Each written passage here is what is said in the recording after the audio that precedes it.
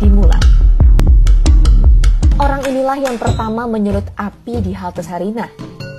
Video TikTok ini diambil pukul 16.39. Kamu bisa lihat orang ini mengepal dan terlihat di CCTV. Video ini diambil semenit kemudian.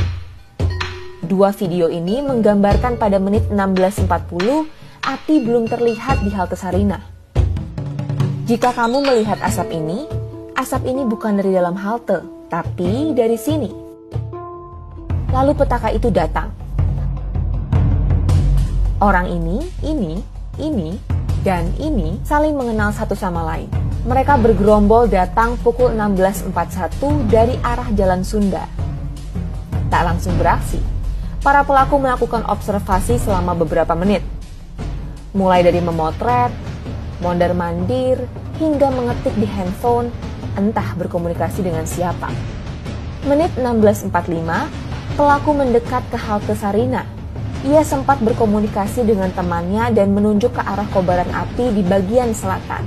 Si pelaku maju sebentar, lalu kembali membawa traffic cone. Ia membakar cone itu sampai menyala dan membawanya ke halte. Tapi api keburu padam dan ia balik lagi ke kobaran api.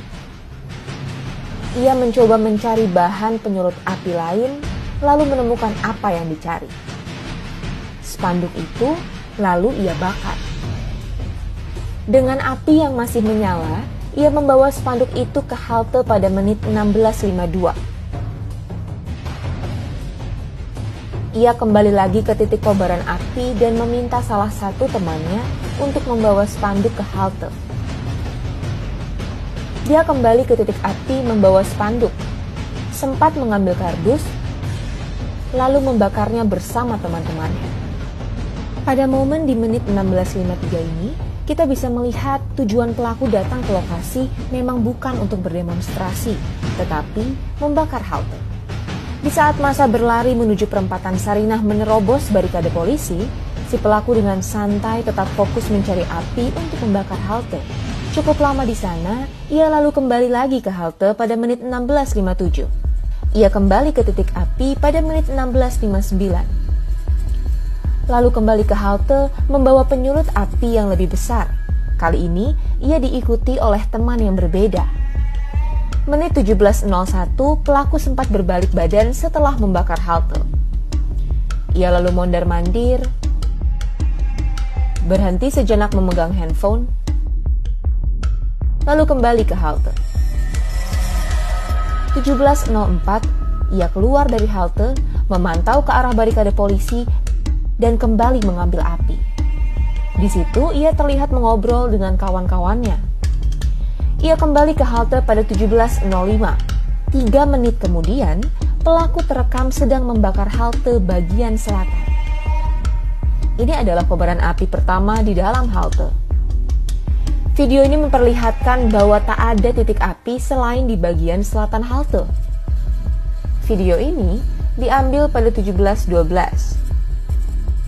Terlihat dari orang ini dan ini yang tampak di CCTV. Di rekaman, terlihat api semakin membesar. Video ini diambil 3 menit kemudian. 17.18, pelaku menjauh dari halte dan duduk di pertigaan Jalan Sunda. Lalu kembali membakar halte. Video ini diambil pukul 17.20. Terlihat dari sekelompok orang ini yang juga muncul di CCTV. Dari video ini terlihat pelaku mulai merusak sisi utara halte. Video ini diambil 17.22, terlihat dari orang ini muncul di CCTV. Ini adalah momen yang terekam dalam foto viral di media sosial. Si pelaku membakar sisi utara halte dengan api dari sisi selatan. Usai melakukan itu, api mulai membesar di bagian utara. Dan pelaku duduk berkumpul dengan kawan-kawannya merayakan perbuatan yang telah mereka lakukan. Cerita ini tak berhenti hanya sampai di sini. Mari kita mundur 62 menit ke belakang. Semua berawal dari sini. Menit 16.25, terlihat 4 orang bergerombol datang dari arah Jalan Sunda. Saat tiba di pertigaan, 1 orang langsung memotret sekitar lokasi kejadian. Mereka diam di pertigaan cukup lama, lalu kemudian gerombolan lain pun datang. Dari CCTV terlihat jelas bahwa mereka saling sapa dan kenal satu sama lain. Mereka mulai menyebar dan 3 lainnya menuju dekat kobaran api. 4 orang ini bergeser mendekati halte. Menit 16.59, mereka sempat bertegur sapa dengan pelaku pembakaran. 1 orang lainnya lalu bergeser kembali ke pertigaan. Dan mereka kembali berkumpul di tengah jalan. Sempat maju, saat polisi memukul mundur massa, mereka berlari ke arah Jalan Sunda. 10 menit kemudian, mereka kembali datang. Salah satu dari ke-4 orang ini tiba-tiba membawa kardus menuju halte. Ia terlihat di foto ini. Setelah itu, 4 orang ini tak beranjak kemana-mana. Mereka memantau aksi teman-teman mereka dari pertigaan. Beberapa foto dan video yang kami kumpulkan menampilkan wajah yang bisa diidentifikasi polisi. Di antaranya, ini, dan ini. Gerombolan para pelaku pembakar halte ini sekilas terekam dalam live streaming Tempo.